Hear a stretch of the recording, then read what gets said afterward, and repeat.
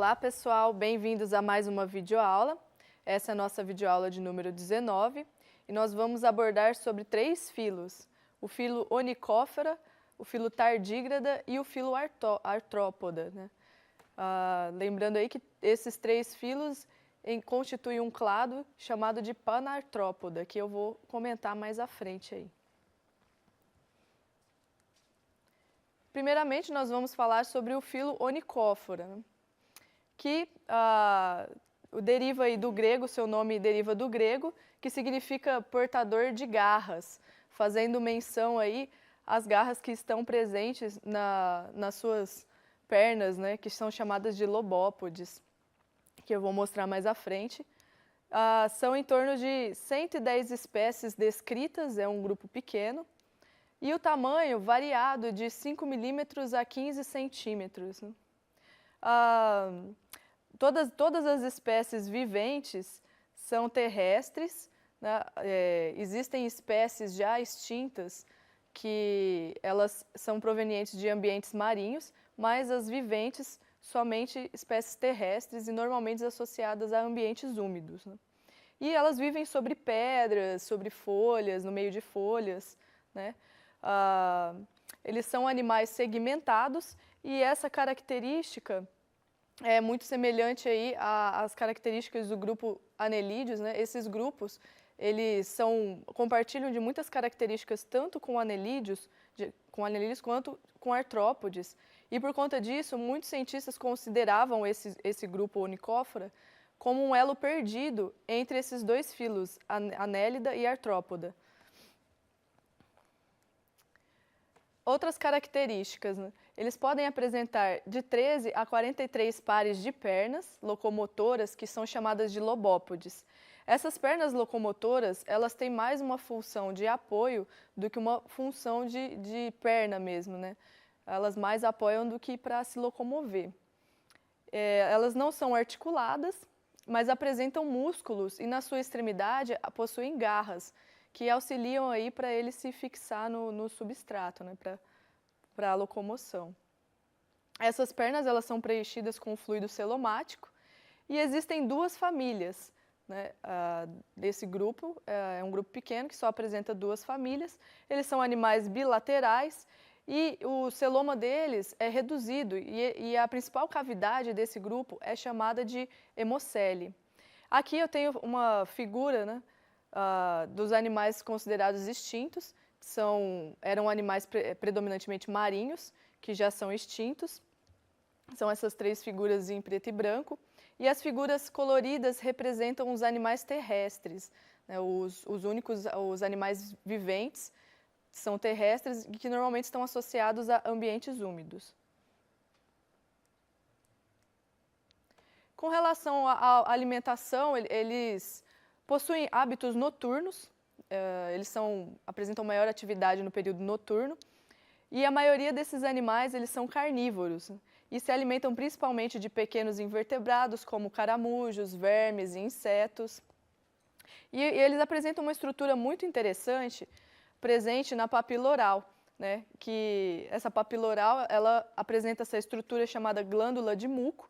Essa glândula de muco, ela vai produzir uma substância adesiva que vai auxiliar na captura de sua presa.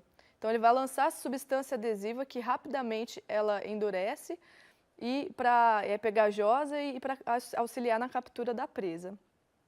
E, inclusive, é muito interessante que alguns cientistas estudam essa substância, inclusive para utilização na área médica, devido a essas propriedades de essa substância ser extremamente adesiva e pegajosa para usar na área da medicina. Né?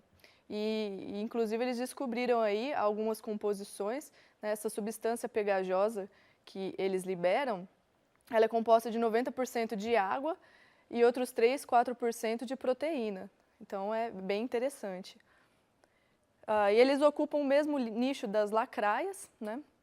Eles apresentam as mandíbulas, que apresentam a função aí de agarrar e triturar a presa, e eles também podem possuem secreções salivares que vão auxiliar na digestão dessa presa, né? Eles vão secretar essas substâncias que vão auxiliar para que eles suguem essa presa através da boca, né?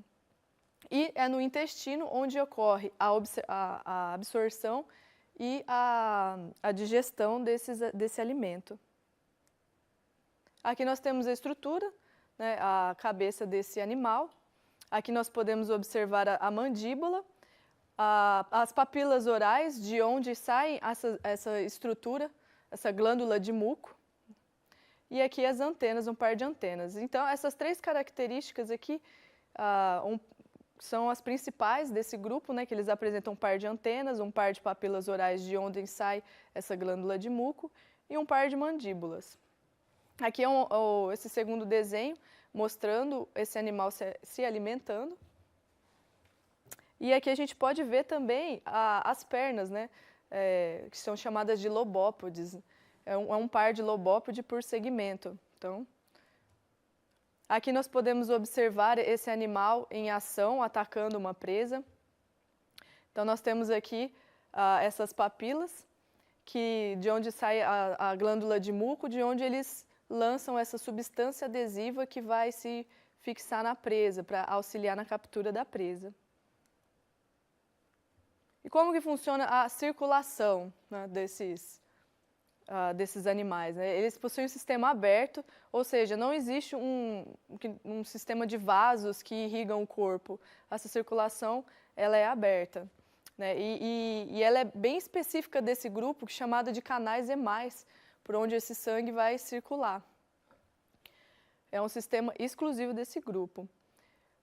Diferente de outros grupos, o onicóforo não apresenta pigmentos, como por exemplo a hemoglobina. O sangue deles é incolor. As trocas gasosas são realizadas principalmente pelas traqueias, que se abrem em orifícios chamados de espiráculo. A excreção ela é realizada por um par de nefrídeos em cada segmento do corpo. Aí, mais uma vez, aí, o metamerismo aparecendo, né? Esses nefrídeos ao longo dos segmentos, que a gente pode observar na figura também. Né? Aqui na figura vocês podem observar os nefrídeos, né? Um par de nefrídeos. O cordão nervoso ao longo de todo o animal. O intestino, onde ocorre a digestão e absorção dos nutrientes. Então, o sistema nervoso é composto por gânglio cerebral e por esse cordão nervoso que vai ao longo de todo esse animal. Com relação à reprodução, existe apenas registro de uma espécie realizando partenogênese, onde uma fêmea ela não precisa realizar a cópula para poder produzir descendentes, né? Mas as outras espécies, todas são dioicas e apresentam a reprodução sexuada. E existe um dimorfismo sexual, onde machos são menores que as fêmeas, e essas fêmeas elas podem ser ovíparas, quando o embrião se desenvolve dentro de um ovo, num ambiente externo. Eles podem ser vivíparos, quando esses embriões eles são dependentes de nutrientes maternos para o seu desenvolvimento, e também podem ser ovovivíparos, né? Quando o ovo o embrião se desenvolve dentro do ovo e dentro da cavidade materna. Então, e o desenvolvimento desses animais são diretos, eles não passam pela fase de larva, eles não possuem essa fase de larva. Agora nós vamos falar sobre um grupo muito interessante, chamado de tardígrados, né? Que também popularmente conhecidos como ursos d'água, né? O filo tardígrada. O nome desse filo deriva do latim, que significa passos lentos, que faz referência à maneira como esse animal locomove, né? Ele é um animal que ele não nada bem, e ele caminha lentamente, né? E principalmente ele usa as garras para se locomover. Então, eles são ao redor de 400 espécies, e eles são organismos diminutos, que no máximo eles apresentam 1 milímetro, né? São menores que 1 milímetro. Aqui tem fotos de uma microscopia eletrônica, mostrando como são esses animais.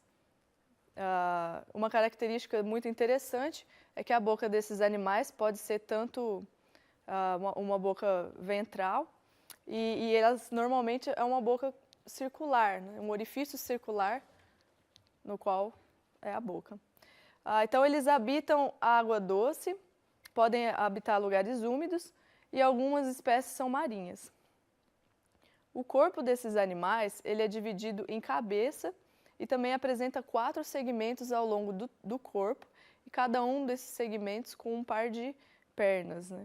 E ao final desse par de pernas existem garras que podem variar entre 4 a 8, e elas auxiliam bastante na locomoção desses animais, como eu já mencionei anteriormente. Eles vão utilizar essas garras porque eles não nadam, né? Então eles mais caminham, eles vão utilizar essas garras para se fixar no substrato. O corpo ele é coberto por uma cutícula não quitinosa e essa cutícula ela é periodicamente trocada. Então, como eu comentei, eles são incapazes de nadar, eles rastejam utilizando essas garras. Aqui são fotos mostrando como são esses animais, lembrando que eles são animais diminutos, menor que 1 milímetro. E nessa foto da esquerda, nós podemos observar as garras, né, os pares de pernas, e as garras que podem variar de 4 a 8, aqui são 4 garras que a gente observa, que vai auxiliar na locomoção desse animal, no rastejamento. Nessa outra foto, nós podemos observar aqui todos os segmentos, né, a cabeça e os 4 segmentos, com um par de pernas em cada um deles, né?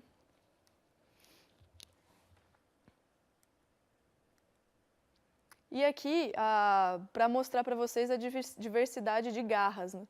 São várias espécies e essas garras presentes podem variar muito entre as espécies, né? Lembrando aí que as garras, elas ficam no final das pernas, nas extremidades das pernas.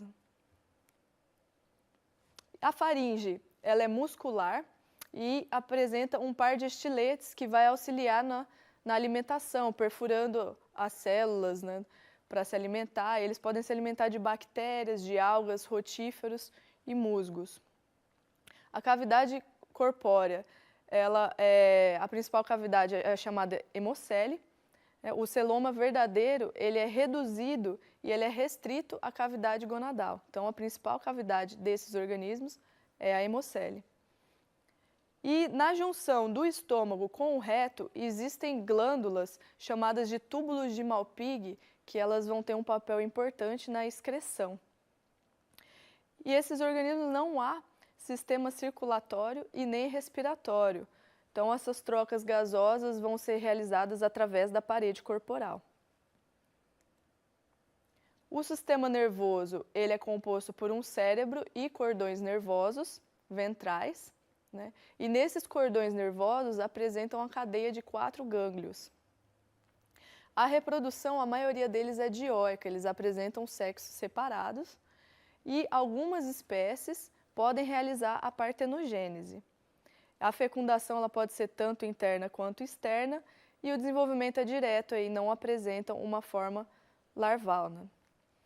Aqui eu tenho uma foto, uma microscopia eletrônica de um ovo desses animais, que é muito interessante. Os ovos deles são bem ornamentados, né? Lembrando que esse ovo é bem pequeno e são ovos muito bonitos, bem ornamentados, e eu coloquei para ilustração. Aqui o corpo por dentro desses animais. Então aqui nós temos uma cavidade circular que é a boca, né? Próximo à boca tem os estiletes que vão auxiliar na perfuração da sua presa. Então nós temos a faringe, e a faringe que ela desemboca aqui no intestino médio, onde ocorre a digestão e absorção, né? Aqui a glândula salivar, que também vai auxiliar numa pré-digestão da presa. O cérebro que eu falei para vocês, o cordão nervoso ao longo de todo o corpo do animal e a presença de gânglios ao longo desse cordão nervoso. E a característica mais interessante desses animais é que eles conseguem sobreviver a condições adversas. Eles conseguem sobreviver a altíssimas temperaturas de até 150 graus. Eles conseguem sobreviver a baixíssimas temperaturas, até 220 graus negativos, conseguem sobreviver no vácuo. E tudo isso, graças a eles conseguirem, de alguma maneira, diminuir a quantidade de água no corpo, eles conseguem se desidratar e entrar num estado de latência, onde o metabolismo deles é diminuído. E eles conseguem perdurar por anos em condições extremas, ambientais adversas. Inclusive, em 2007, a NASA lançou para o espaço esses animais, lançou o tardígrada, e com essa finalidade de saber se eles sobreviveriam no espaço. E o mais interessante foi que esse animal conseguiu sobreviver por 12 dias no espaço, em condições extremas, né? Então, ele é o único animal, né? Esse filo é são os únicos animais capazes de sobreviver no espaço.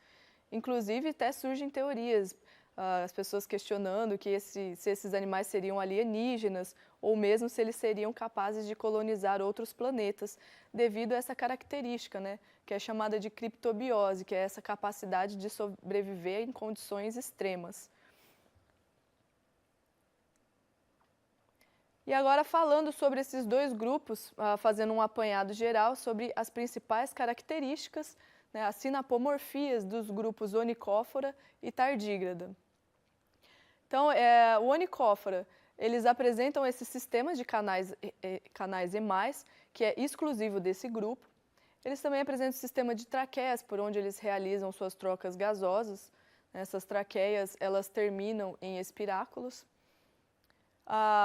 As papilas orais apresentam essa glândula de muco, que vai produzir uma substância pegajosa para auxiliar na captura da presa, característica exclusiva de onicófora. E o tardígrada, eles apresentaram a perda do coração, lembrando aí que eles não apresentam um sistema circulatório, né? E a perda de nefrídeos também. Então, aqui nós temos um cladograma mostrando a relação, a filogenia entre esses grupos. Como eu mencionei no início da aula, onicófora, tardígrada e artrópoda, eles formam um clado chamado de panartrópoda, que são várias características em comuns entre esses três grupos, que englobam ele nesse clado chamado de panartrópoda. A tardígrada e artrópoda, eles são considerados grupos irmãos, eles compartilham de características em comuns, e tardígrada, juntamente com artrópoda, forma um grupo irmão de onicófora, né? Eles apresentam aí características comuns. Então, agora nós vamos entrar no filo artrópoda, que aí é o filo mais diverso que tem, são mais de 1 milhão de espécies representando esse grupo. É um grupo extremamente rico, diverso em formas, em cores, né? Esse nome, ele deriva do grego, que significa pés articulados, né? Devido a eles apresentarem uma articulação das suas pernas, né? Eles se locomovem de uma maneira muito melhor. Eles representam aí 3/4 de todas as espécies conhecidas, como eu mencionei, mais de 1 milhão de espécies. E compõem aí as aranhas, escorpiões, ácaros, carrapatos, né, insetos, uma diversidade de espécies conhecidas. E eles apresentam aí um arranjo metamérico, assim como anelídeos, né? Cada metâmero apresenta um par de apêndices articulados, né? O exoesqueleto, ele é rígido, essa é uma característica muito importante de artrópoda.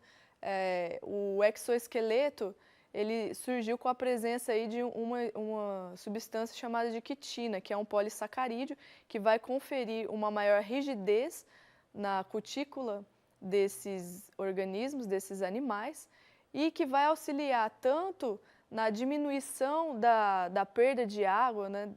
Vai diminuir essa desidratação, essa perda de água desses animais, como também conferir proteção contra predadores, proteção contra o meio externo, alguma adversidade. Eles também realizam muda, né? Equidise para o crescimento.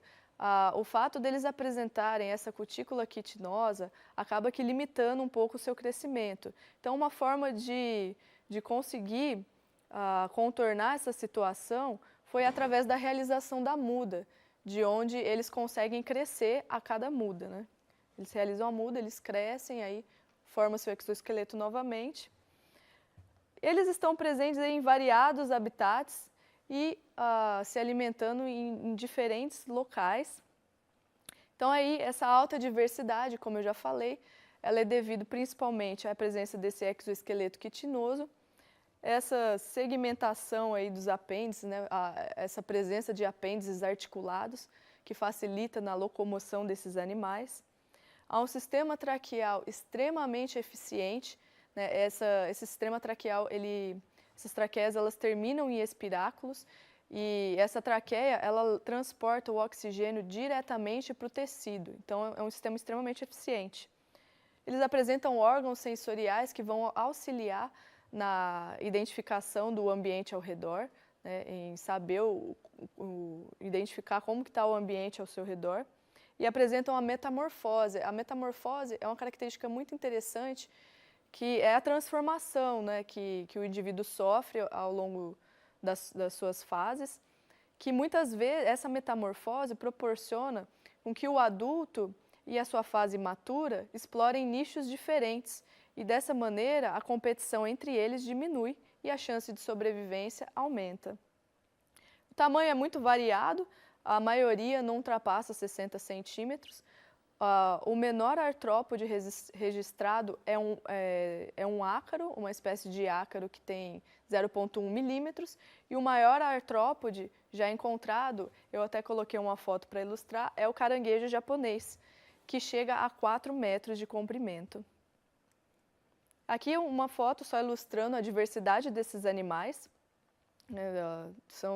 Nós podemos ver aqui escorpiões, aranhas, opiliões, crisopídeos. E as características gerais que compõem esse grupo, eles são bilaterais, triploblásticos ou triblásticos, protostômios, o corpo segmentado, como eu já havia comentado, e ele é dividido, esse corpo, em no mínimo 2 regiões, né? É cabeça e tronco. E essa cutícula, formada por um exoesqueleto, que eu já mencionei anteriormente. O celoma, ele é reduzido, a principal cavidade desse grupo é a hemocele, e o celoma, então, ele é reduzido às porções dos sistemas reprodutor e excretor. O sistema circulatório é aberto, não existem vasos que transportem esse sangue. O trato digestivo é completo. E o sistema nervoso é muito semelhante aos anelídeos. O crescimento, que eu já mencionei também, através de muda. E eles apresentam aí o arranjo metamérico dos músculos. Aqui, como que é a divisão do filoartrópoda. Vocês vão encontrar em diferentes livros, diferentes formas de abordar sobre o filoartrópoda. Então, existem autores que vão considerar o filoartrópoda dividido em 5 subfilos, e existem autores que vão subdividir em 4. Eu vou considerar, por questões didáticas, seguir o livro do Brusca e Brusca, que eles tratam o filoartrópoda como a divisão do filoartrópoda em 5 subfilos, por uma questão didática. Mas se vocês forem atrás de outros materiais, vocês vão encontrar, por exemplo, no livro do Hickman e do Barnes, né, a classificação em 4 subfilos, na qual os 3 primeiros subfilos que eu pus aqui são semelhantes ao de Brusca e Brusca. A diferença é que o subfilo hexápoda e miriápoda, eles consideram como um subfilo, os dois, eles englobam como se fossem 2 classes dentro de um subfilo, que pode ser chamado de atelocerata, traqueata ou unirâmia. Então, eu só coloquei aí para mostrar que essas classificações variam muito entre os autores. E é isso, essa é a aula de hoje. Nas próximas aulas, nós abordaremos sobre todos esses filos, né? Sendo que cada aula vai ser abordado um subfilo diferente. E é isso, tenham a todos aí um bom estudo.